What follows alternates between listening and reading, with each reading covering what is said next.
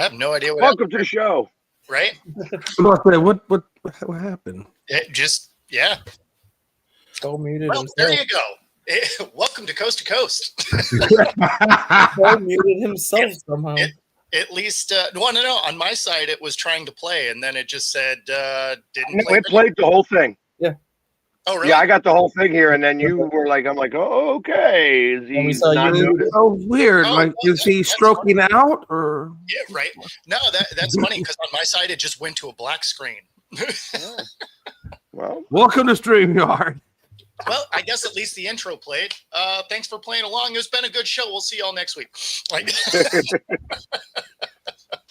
how you doing today, guys? Can I just say one listen. thing? Go ahead. You start off, Jay. So for fantasy football people, right? So yesterday, I lost yesterday in fantasy football. Bo, Bags, I lost by 0.80. It was literally 0.80. Literally, all I needed was either one pass or one sack to either Zach Ertz. I had Seattle's defense. Just one. And you know what they wound up doing? They pulled freaking Ertz for like the last 5 or 6 minutes.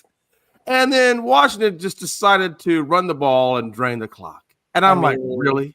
Well, This is that's what because we're doing today? Blame them when Jaden Daniels is now done for the year and Marshawn Lattimore is done for the year. Like, do you blame Washington last night? he spun us all backwards. Like, They still have a response. They still have a fiduciary duty to the fans that play fantasy football. They have a fiduciary responsibility. Well, I'm all pretty- I it can should. say is all I can say is I'm 9-0 in fantasy right now. So we're like, 9-0 I'm like 6-3. I won the week this week, so I had the most points by far this week. So I killed it. So that sucks that you couldn't get a sack. Is actually worth 2 points, at least in my league. I don't know if it's only worth 1 in your league. I think it's a 1.5 in ours. If your kicker point. was back another 4 yards and you would have got that extra point for the longer kick, that might have helped. You know, that might have been the extra point that you would have needed, and you would have won by 0.2 instead of losing by 0.8. Yeah, my son drafted for me this year. But you know how hard it is to lose by point. I would, like you said, I would rather been blown out. But to be that damn close, you can't get one. What the fuck? Yeah, my son I was so angry last night, drafted Bo. my team this year, so he gets all the credit. So, and how the mighty will fall. There is nobody who is undefeated anymore in our suicide picks as the pack gets packed up by the Panthers. right? I did not see that one coming. I did. Packers play down to their competition. I mean, if you look at their games this year, like that though. well, like if you look at their games this year, they lost to Cleveland because they played down to the Browns. I'm aware I understand their losses. They tie with the Cowboys. They played out. That's something that Matt LaFleur has always had an issue with, and it's kind of the biggest cloud that has hung over his head the last couple of years. Is his team tends to always show up against the good teams, whether it's the Eagles, whether it's the Chiefs, whether it's like all these playoff teams. Like the Packers tend to show up against those teams, but when they get a team that you come in as 13-point favorites against, or when you get a team like the Browns that hasn't won a game up to that point, the Packers play down to their competition because they think that all they have to do is show up on the field and they're going to win. And Tucker Kraft is done for the year too, so that's going to be a huge blow. Hey, I forgot who I picked on that one, Pags. Who did I pick this week? you had the Jags, who I from what I can understand, did they go for the 2-point conversion and hit it? No, so the Raiders went for 2 and missed. The Jags actually had one of their D linemen double teamed, and he jumped up and got the deflection. So They made a 68-yard field goal too. yeah, 68-yarder, new record. Would have been good for Yes, Brett man. Favre. How can I help you? Yes, I was calling because you returned my. We should probably mute him. There we go. Would have been good. That kick would have been good from 70. That kick was dead center, just smoked. Yeah, no, So, he Do you absolutely. think that this is the 1 year that they play these games with the footballs and then that's it?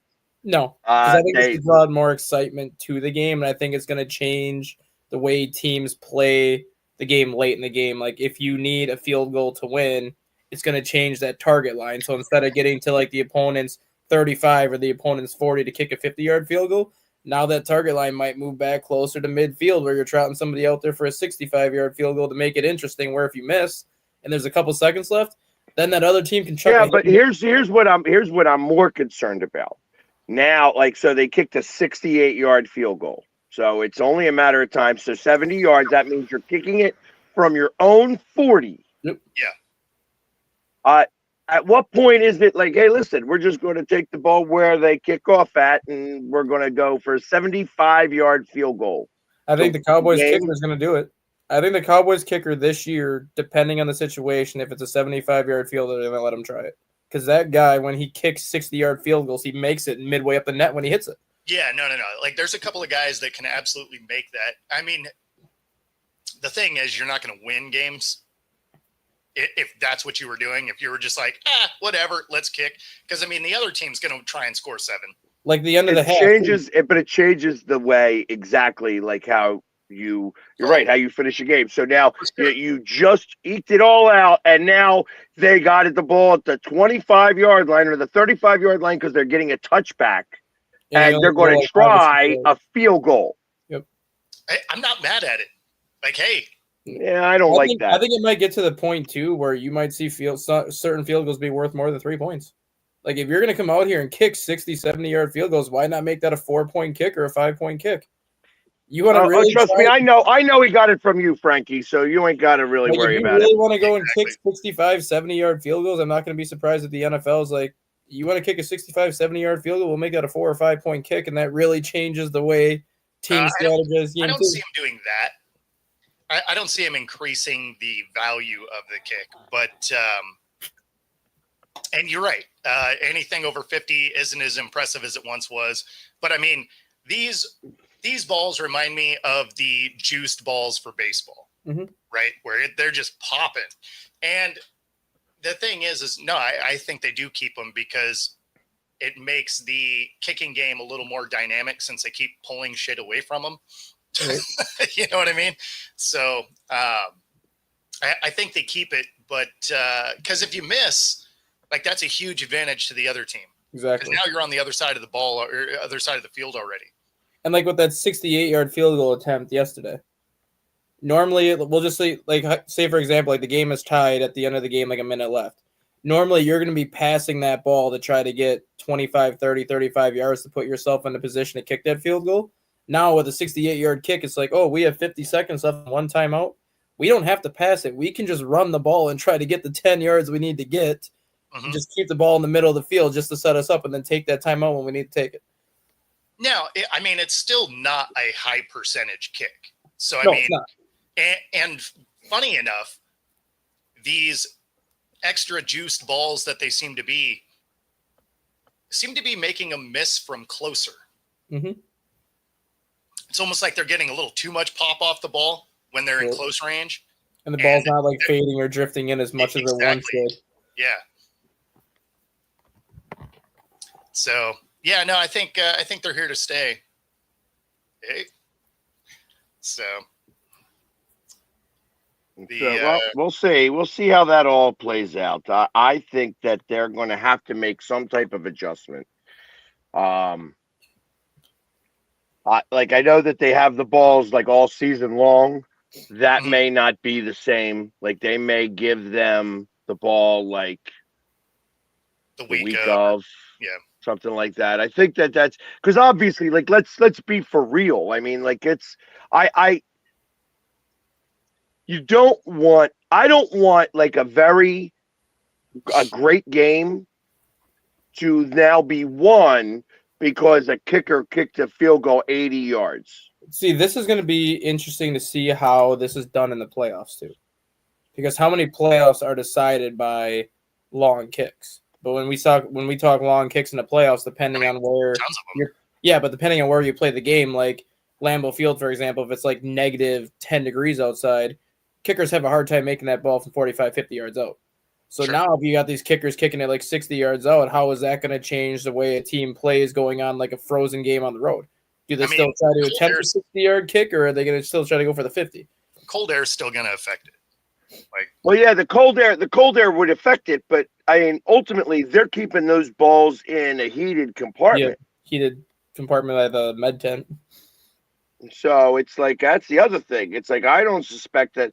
Like it's not going to be like kicking the bowling ball. Yeah. You know. However, I mean, it is the problem. There is that you may wind up with flash freezing. Mm-hmm. Yeah, true. And how is that ball going to be affected that way? Yep.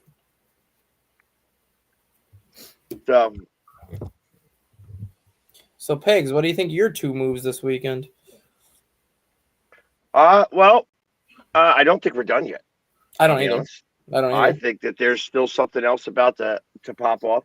I understand exactly why he made the trade for Miami's guy because he's a free agent. It guarantees them the 3rd round pick, and we're going to get it recovered, that 3rd round pick, when he goes and signs somewhere else for a lot of money. So that was trading a 3rd round pick this year for a 3rd round pick next year. You know, that's how I saw that. That being said, I mean, we grabbed 2 cornerbacks that have low ratings right now. And do they have low ratings because they quit on their teams, or because, I mean, they both were at one point Pro Bowlers, you know, and now they're not? Does that mean they slowed down? Does that mean whatever? I feel like that they realized that their defense was too young and they wanted to get some veteran leadership. Yep. And they chose to bring in some guys that want to win maybe a championship. And that's how that works. The Jair move, I just think, is kind of interesting, especially considering the Eagles go to Green Bay this week. And I'm wondering if that's more so that Jair, knowing the injuries that he's had to deal with the last couple of years, is getting to the point where he might not be able to play much longer in this league if the injuries keep piling up, and this might be like the last time he gets to go to Lambeau Field before he hangs it up. So it's like, hey, we'll bring you in, you get your little swan song at Lambeau Field one more time, and then we'll figure out what you're going to do this offseason, whether you come back or not. Well, what I've learned is that the way they rotate their defensive line is the way that they want to start rotating the cornerbacks. They want their cornerbacks to only play about 35 to 45% of the snaps. They want, obviously, Cooper DeJean's not going to come off the field. You're not going to have Quinyon Mitchell come off the field. So now those 2 guys are going to be mainstays. But you play nickel defense all the time anymore. Yeah. Like running backs, the running backs are small in this league. There's only one guy who you have to worry about that's overpowering, and we don't play him. Yeah. So by playing in the nickel defense anymore, like you are getting all the things that you need to. You got the guys to cover. I mean, you got guys now. You got cornerbacks covering tight ends. You don't have linebackers anymore doing that.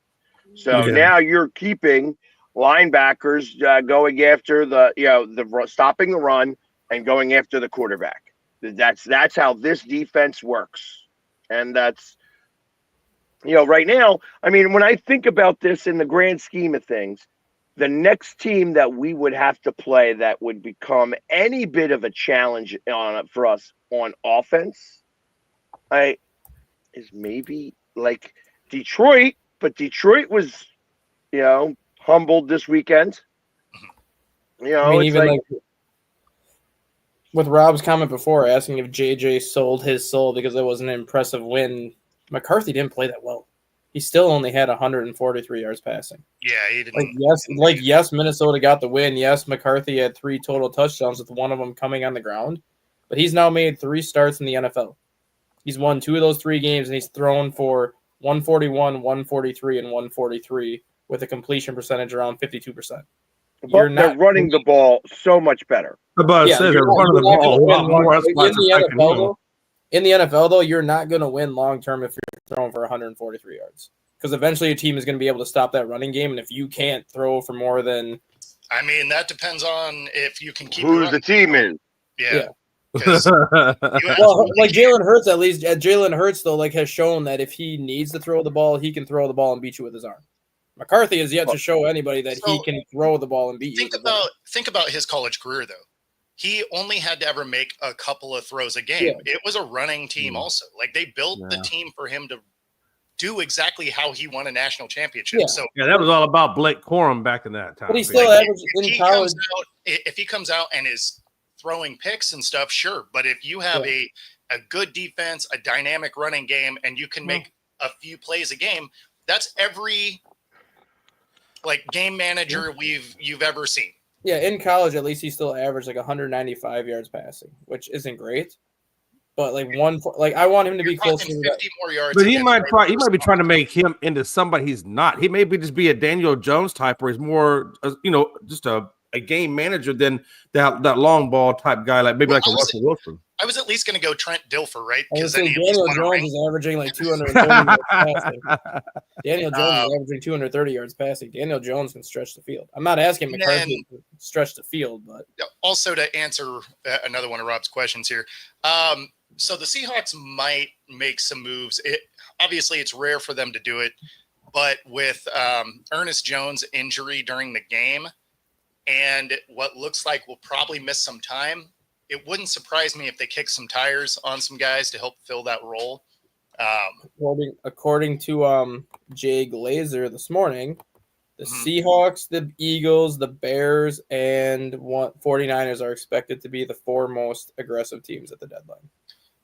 So he's actually hearing that the Seahawks are very aggressive right now on the phones trying to make stuff happen. Yeah, it makes sense because they're all teams that are trying to make a push to go win a ring.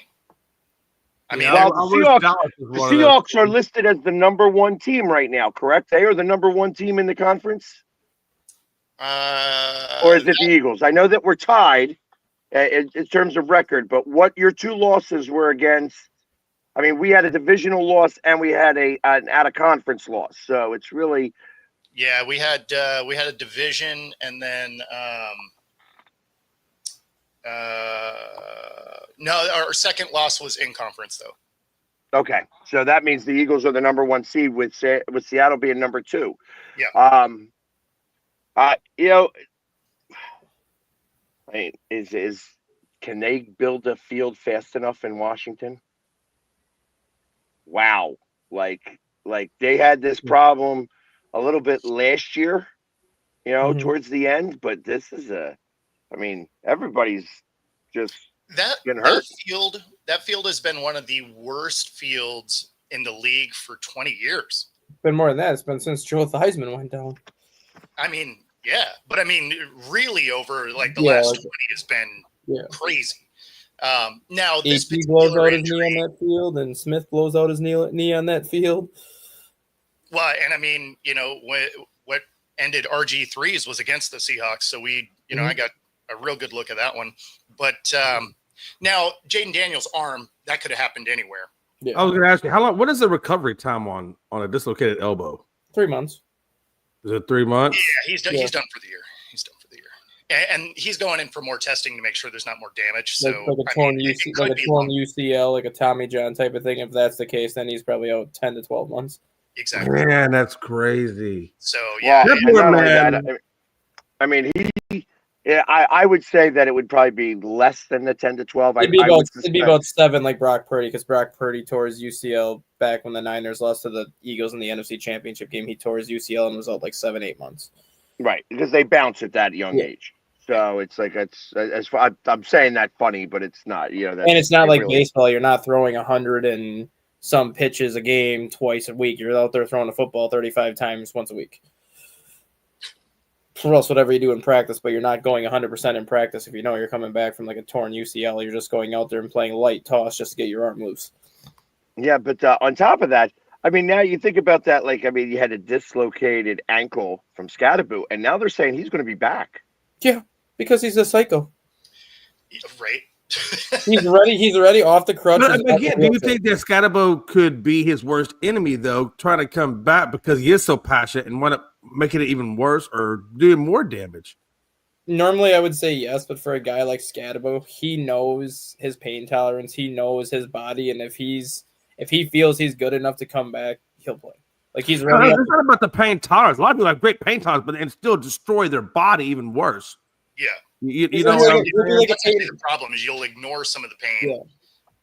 He'll be like a Peyton Hillis, someone that'll be in the league for about 6 or 7 years, and then he'll just put his body through so much punishment and try to play through it that it's going to get to that's my point. Like I feel like when you play like that, it's great to see it on the field and it's great to see all the energy, but at the same time, that is a short-lived career because you're doing more damage. I think if that coaching staff were to do themselves any favors, I mean, obviously they're probably going to let him play if he can play because they're trying to save their jobs. But like, if you wanted to be able to have this kid for a little while, you don't play him this year. You don't play him because your season's basically over anyway. Right. So there's no reason to force him back out there. You know he's a stud. You know he's going to give you everything. There's really no reason to bring him out at the end of the season when you're a 4-win team, right? Well, there are reasons, and I'll tell you, I'll give them to you. The reasons why you bring him out is because just by having that guy on the field, that doesn't mean that he actually has to get the ball. It doesn't mean that he gets the rock at any time. For you. Yeah, but he would be the guy that's going to energize your team. That having him on the field in general is energy for your team to feed off of. Yep. And your team plays better while he's out there. Now, that doesn't really equate to wins. Except at the end of the year, you're trying for draft picks at that point. Because I was about to say, you're kind of going against what you're doing. Not if you're a coach who's going to get fired anyways. Yeah. If you're that bad, you're getting fired regardless. Right. That's what I'm saying. So true, though. That is so true. That is so true. Man, and then I saw Tucker Kraft goes down with an ACL, and I'm like, he was beasting it so bad. You know, I guess Musgrave, you know, he's not a bad tight end, but I was sad to see Kraft go down for fantasy purposes. Kraft has actually been, I think, the top-rated tight end this year.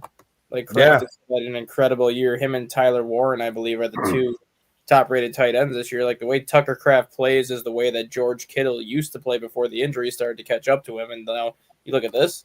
That's a huge loss for the Packers offense. Like, a massive loss that the Packers are going to have to figure out what to do with it. I'm so glad that I drafted CMC. Yeah, he somehow stayed healthy so far. You know, knock on wood. He has been – well, you know what? Because you have to understand, these are ebbs and flows. Of course. When he's hurt all season long, the next season he is amazing. Yep. Yeah, because he's rested. Yeah, he's rested. Season and then he's done for the next year. I do have to say with the 49ers too, I give Mac Jones a ton of credit, and I respect Mac Jones a lot more than I did before after what he did yesterday, where end of the game he subbed himself out of the game without even telling the coach so Adrian Martinez could make his first career NFL snap. Why did that matter? Because Adrian Martinez was a guy that's bounced around the UFL the last 4 years, and he's been on like 6 or 7 different practice squads. He's made, I think, 3 or 4 NFL rosters, but never had an opportunity to get into the game even when teams were getting blown out. It was only a 10-point game yesterday, and yet Mac Jones is like, dude, I'll sub myself out here. Get in here and take the snaps. And he took the last snaps, I think, for the final 3 minutes of the game. Yeah, that ain't – I tell you, that's like – he took himself out. I'm sure the coach said, okay, that's fine. Because I'm telling you, there ain't no way at a 10-point game that the game's over. No, with 3 minutes left, no chance. Exactly. I don't think he threw a pass. I think he just handed it off, but it was still nice to see like somebody finally let him get in there and take his first career snaps after bouncing around the last 3-4 years just trying to make it in the NFL on the roster. Well, hey, are we remiss to talk about the World Series here? No, I mean the Dodgers won. It was actually a great series. It was. Like I wasn't mad at it. You know, as soon as it went to extras, it's like Dodgers gonna win. Like, the longer the game goes, the more it favored LA. So I mean, there was not another player that deserved that MVP more than Yamamoto, though. Oh, for sure. That guy. As soon as they took him out in the 6th inning in Game 6, I knew he was going to pitch Game 7. It just was a matter of when he was going to come in. Mhm. And he just came in last night. He just comes in like he never even pitched in Game 6 and goes almost 3 innings of one-hit baseball again. Just makes it look so easy. Yeah, I felt like if LA got the World Series, that Yamamoto was going to get it. The fact that you did a complete a game in the World Series +6, +7. I mean, and you're doing productive minutes in all games, not just garbage, whatever. I mean, it's all valuable minutes, and he came through. I think they said out of a possible, like he made 4 starts, and then this was his 5th game. But out of a possible 36 innings in his starts, he threw 33 and 2/3 innings. Like the guy was going like 8 innings almost every time, besides Game 6 when they pulled him after 6 because they wanted him available for Game 7. Right. No, he was fantastic. I felt like that. This series has probably been one of the best series that I've seen, and I can't remember how long. I mean, like over decades. I mean, again, complete game +2 overtimes. I mean, that was. I mean, even if you didn't like the fact that maybe these were the sexiest of teams to play LA, it doesn't matter. I mean, they played amazing and made up for it. I felt like. I mean, it was like anytime you're going to go 7 games and then you're in extras in the 7th game. It was a good series. You had guys like Ernie Clement become the all-time leader in hits for a single playoffs this year with 30 hits. Broke the old record. Vladimir Guerrero had 28 hits, which tied the old record. So they had two guys on their team this year that tied the record for most hits in the playoffs.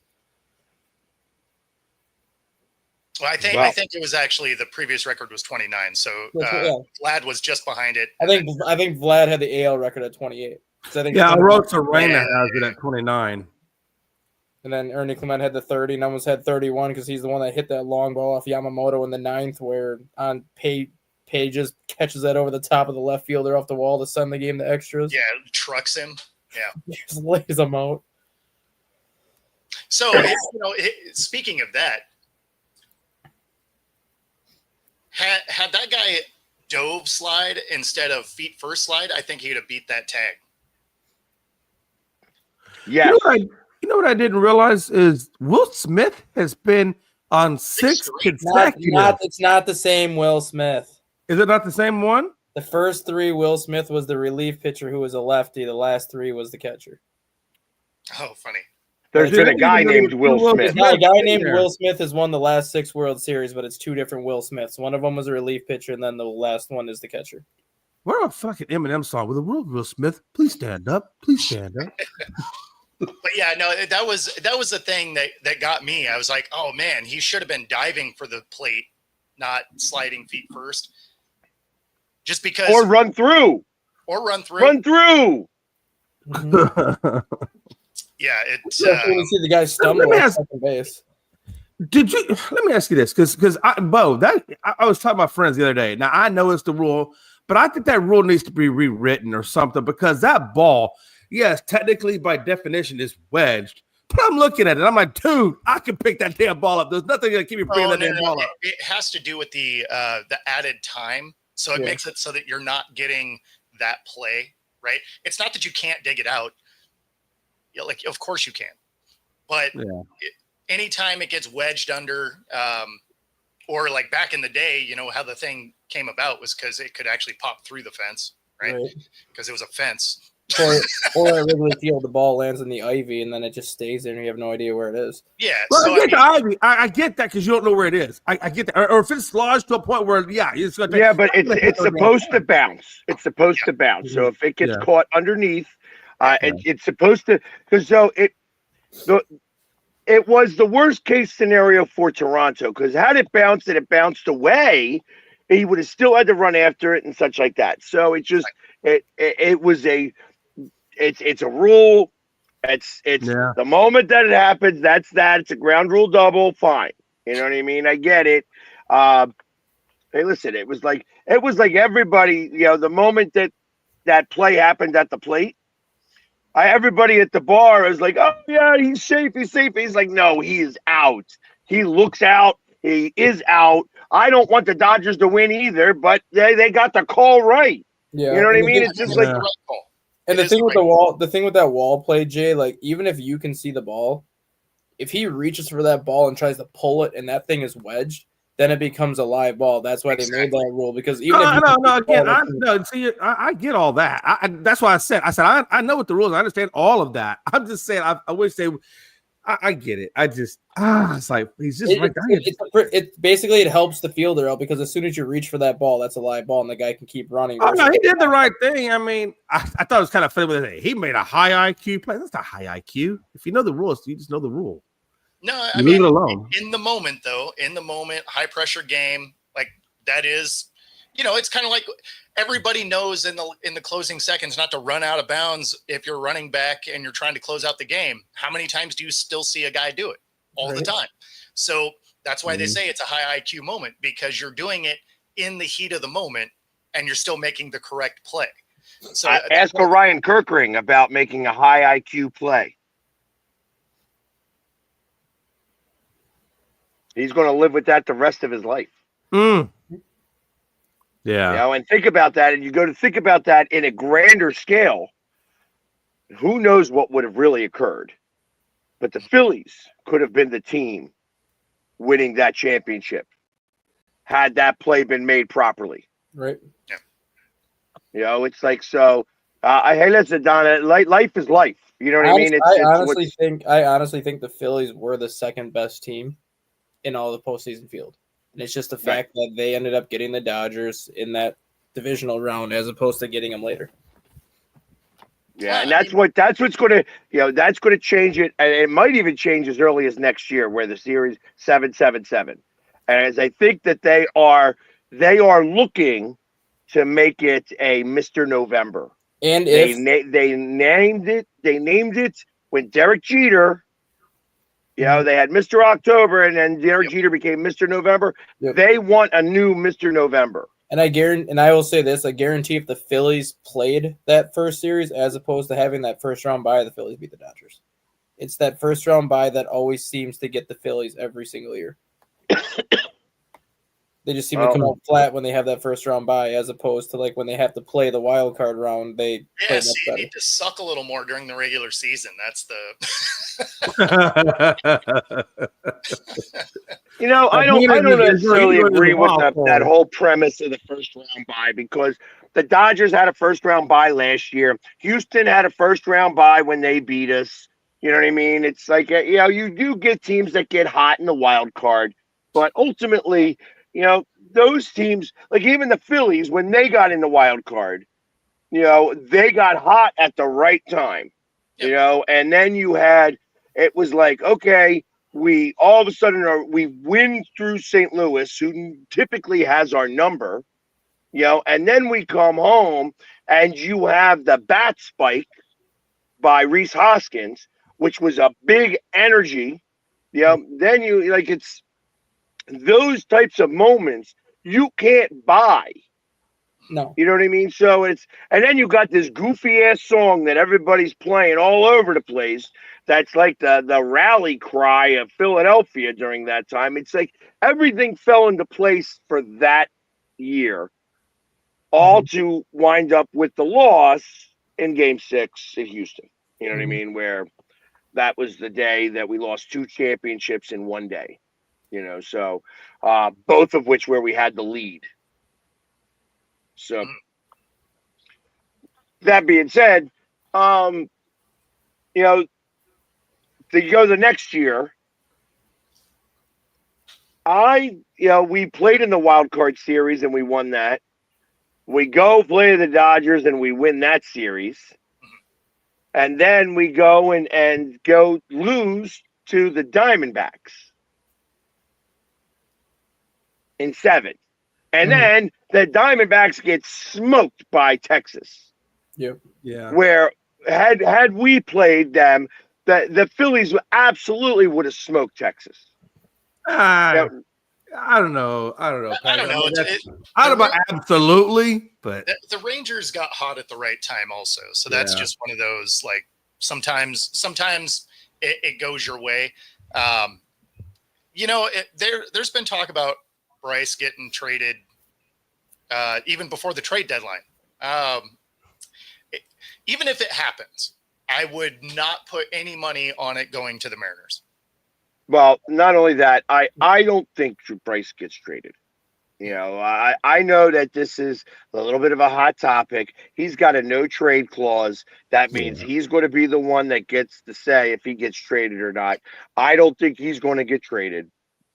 However, I do believe Turner is going to get traded. I do believe that could possibly occur.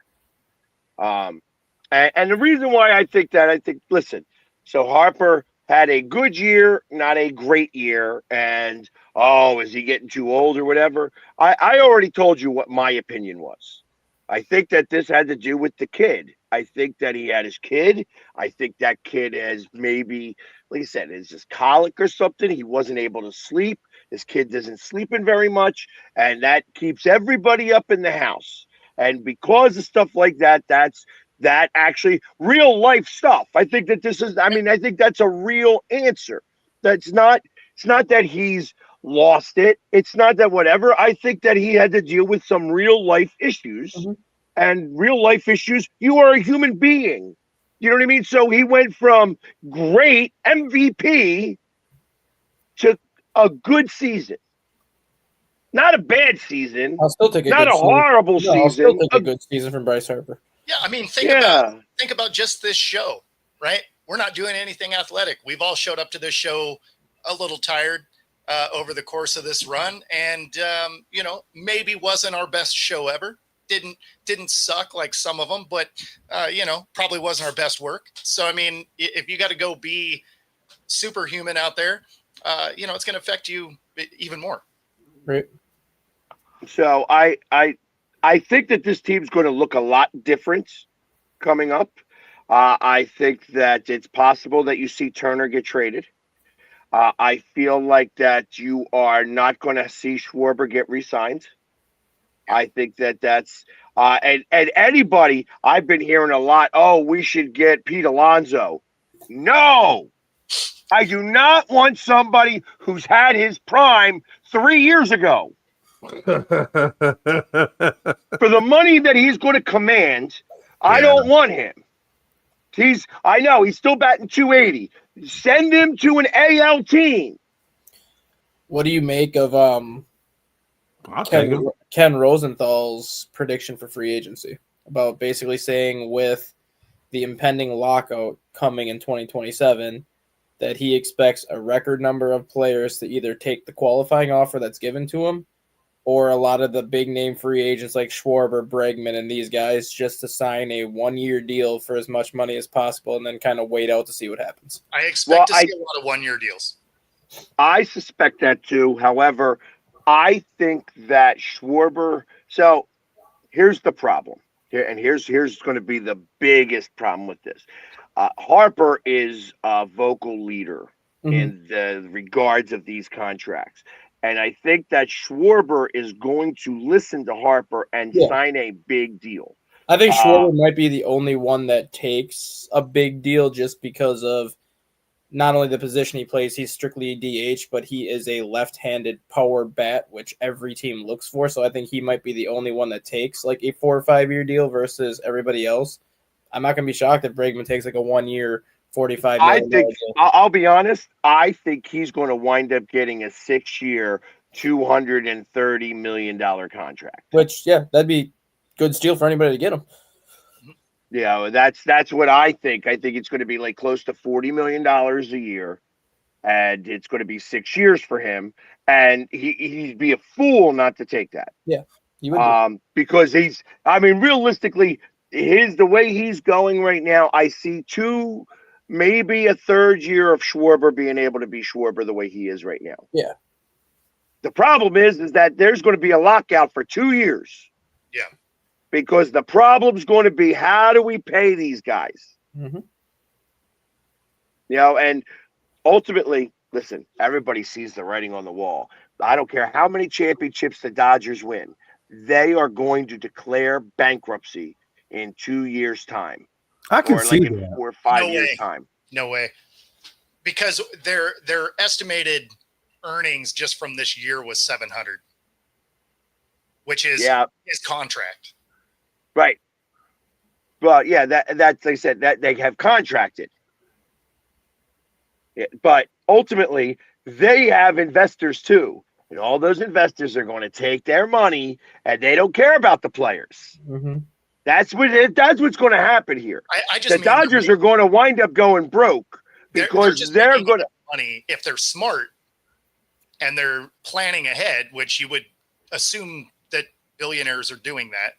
I think they're going to take the upticks now to help pay for down the line. I mean, it's not. They ain't good. They don't care about down the line. Well, listen. All right, and I'm gonna compare this to something much different. Company came in and bought our hospital right down the block here. Yep. Sure. They bought it for a certain amount of money. They liquidized everything in that hospital. Yeah. Went bankrupt, and now it sits. A hospital that was operational, wasn't a very good hospital as far as I was concerned, but like you went there to die, but that's beside the point. It was a hospital that it treated sick, it treated emergency cases, it did all this stuff, but the people came in, they were able to borrow all this money, they took all that money, they gave it all to the investors, they didn't invest a dime into the hospital, and now the hospital sits bankrupt because of all the stuff that the rich people did. Everybody got paid who was part of that conglomerate, and that's what they do. This is the same thing the Dodgers are doing. Let's defer this money. Go ahead, get it all out there so that you guys get paid much later. And then we're going to declare a Chapter 13 bankruptcy so we ain't got to pay crap to nobody. Mm-hmm. Yeah, it'll probably be more like when hotels buy and sell because they're just moving money around as opposed to just full on going bankrupt. But some of these companies do buy all these locations and then they use it as tax shelters essentially, and they just have locations go down. That's why you see when Albertsons and Safeway merged rather. It, two of the largest grocery store chains in the U.S. Well, then they had a bunch of stores that were close together. So they just let some stores fail, right? And because they let them fail rather than just out and out closing them, they got to save a bunch of tax money. And so, I mean, it's just, it's a game. It's a game. The viewers lose. Ohtani's going to get paid. Mm-hmm. There's going to be insurance policies for stuff like that if they do run it that poorly, but I don't imagine they do. It came out and Sears were a little different. They didn't evolve with the times. They actually put themselves out of business. But so that's a little different.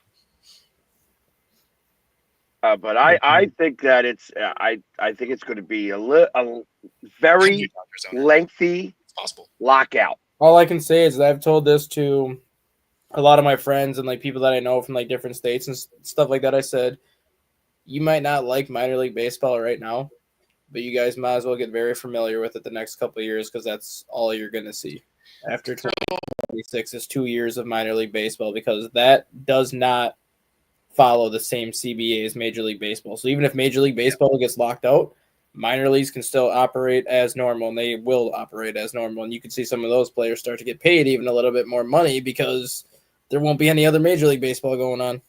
So, Rob, your question here, this is, I think it already did, which is why this lockout could be longer because they want that salary cap, because they want to keep teams from being able to do this. Mm-hmm. And so I think you have already seen it kind of ruin baseball. And so this lockout may be longer and a little more drastic than it otherwise would have been. Yeah. Let me ask you this. So when players go down for, let's say if it is a 2-year lockout, you haven't played a game in 2 years, how is it going to look when they do start back up? I mean, I got to imagine there's going to be a lot of rust, a lot of crazy starting back up. It's depending on the situation. You have players that are now, 35 years old now?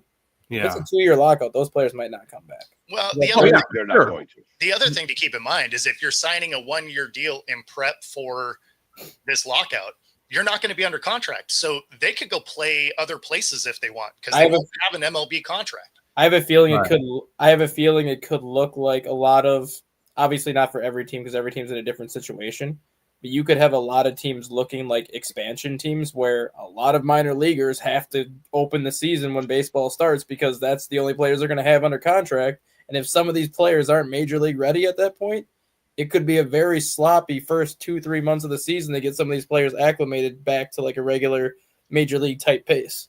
Sure. Actually, I'll go a step further. I'm going to even go a step further. You're going to watch somebody come in, maybe in a few somebodies come in, and a super league is going to be established. Yep. That's what's going to happen. I got to imagine there's somebody salivating over this. Like I'm talking maybe like Saudi Arabian guys. Like this is going to be like the LIV of baseball, where all these guys, the moment that they're locked out, their contracts kind of become null and void because they're locked out. That means they're not getting paid. That means the contracts are being disregarded by the owners. And all of a sudden, you're going to have somebody come in here, and I wouldn't be surprised that you have 8 cities. Let's talk about it. LA, New York, Philadelphia, Chicago, Dallas, maybe Houston, Los Angeles. Well, that's what I said. I go LA is in that mix. And those 8 teams, like you play the Super League. This is going to be an all-star league. Sure. I mean, it could be a similar situation when we had COVID too. When we had COVID, the KBO blew up because the KBO was operating as normal when we had COVID. Like that was the only professional baseball going on. How many major league players actually signed with the Korean baseball organization during that COVID year because they weren't sure if we were going to even have baseball here? But when they knew that the KBO and the MPB was still going on, they just signed 1-year deals to go overseas just for 2020, just so they could play. You could see a lot of these major leaguers, and I'm not talking like the Bryce Harpers or people like that, but some of these like 34, 35-year-olds who know they're kind of getting to their end of their career but still have something left in the tank. You could just see these guys sign 1-year deals to go overseas just to keep playing, and that's going to help the growth of that league too. I mean, you could probably see some high-level talent sign one of those 1-year deals. You could see, like, I'm not Shohei, obviously, but you could see guys like Roki Sasaki, who just signed that 6-year deal with the Dodgers. He still has minor league options, and I'm pretty sure there's probably some verbiage in that contract that says, instead of using my minor league options, I'll take 2 of those minor league options to go back to Japan for 2 years while this lockout is going on just so I can pitch. And then when you guys figure your crap out, I'll come back. Yeah, I don't think it's going to take 2 years, but like that would be detrimental to the sport. No, it would be, but I'm like guys like Roki Sasaki and a lot of these international players that are on these 5-year deals that have just signed in the last couple of years.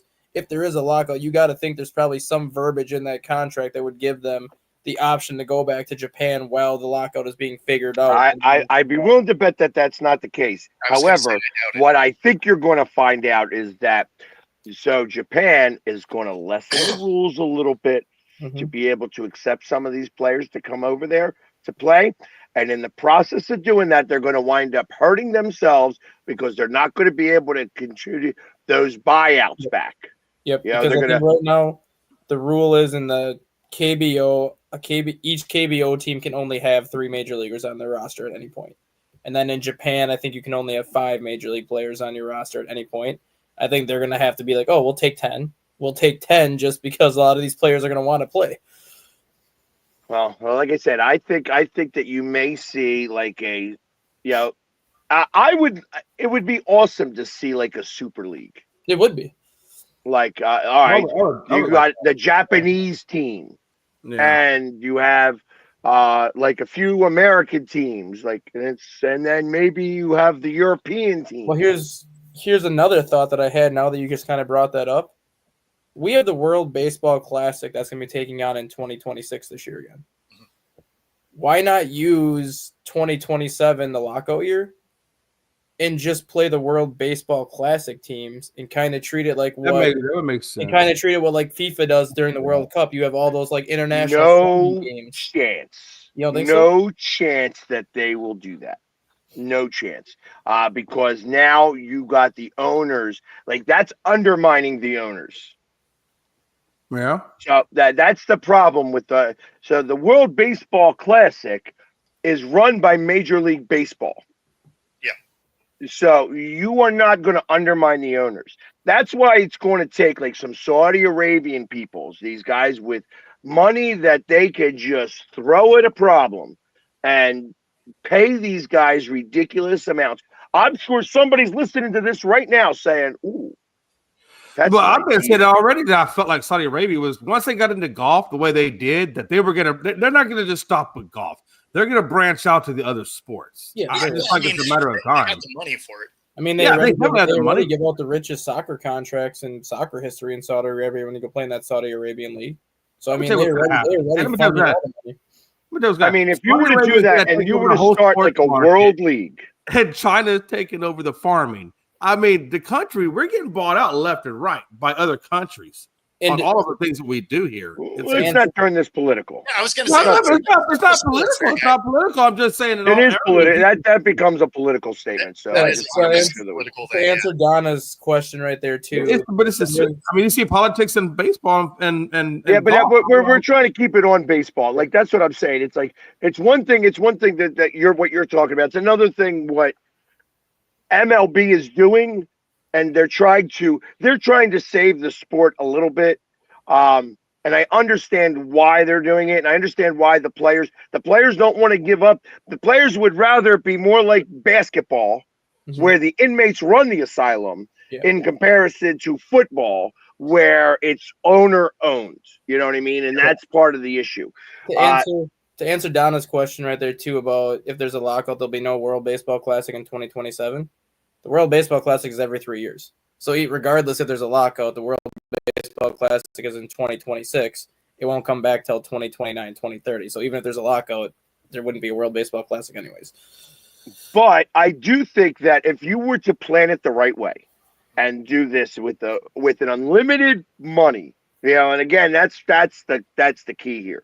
You could have like a team in Tokyo, a team in Dubai, a team in all across the world. And when you're going, instead of playing a 3-game series, you're going there for a week. It's a 5-game series. Sure. And you get 2 days off for travel.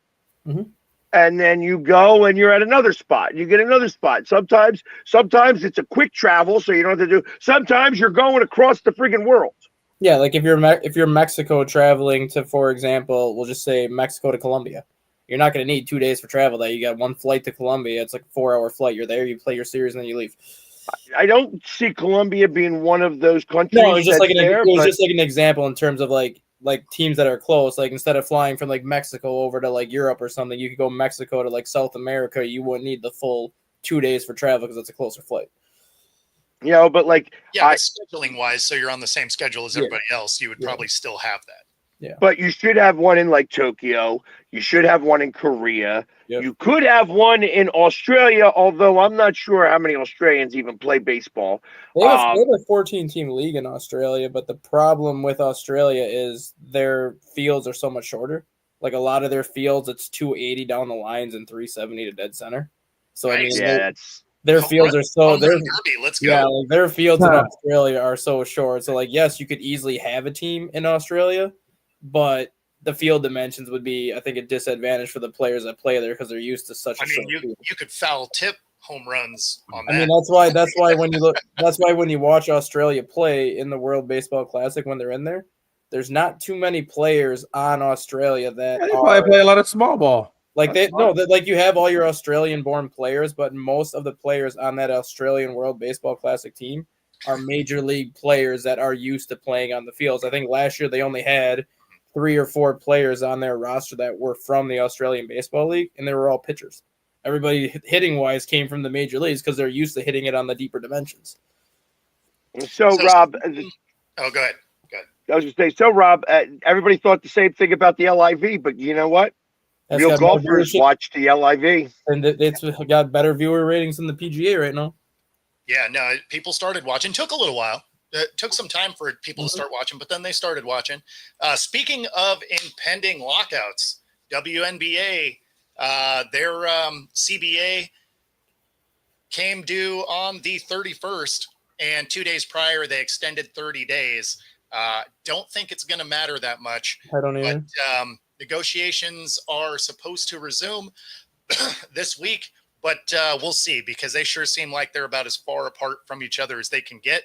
I mean, it took them until 2 days before the thing expired to even get the extension done.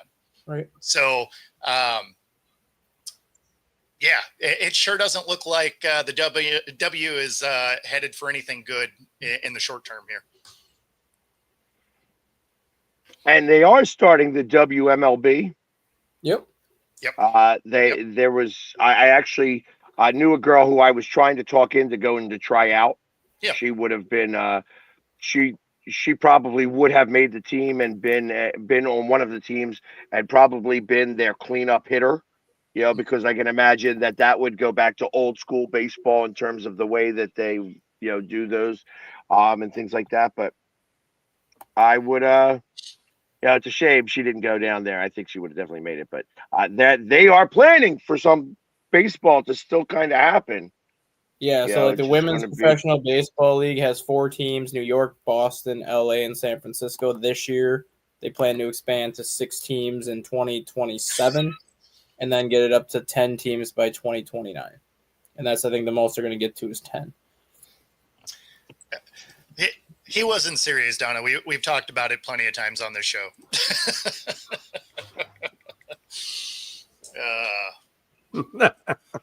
Do you guys remember Monet Davis? Yes. She's gonna be the main, like the main kind of star for the Women's Professional Baseball League. Oh, okay. Monet Davis played for Philly. Yep, she was the number 1 pick, basically the number 1 selection for these teams when they formed this league, and they kind of used her as the, I'm gonna say, poster child for it, just because of what she did when she was in the Little League World Series back when she was just gassing all the boys. Okay. That being said, that gets us there. Appreciate everybody watching, even if it started out like a Monday. Be sure to like and subscribe. Helps us bring our stuff to you. Otherwise, we will get out of here. We'll see you tomorrow. Enjoy Monday Night Football. Take it easy, everybody. peace.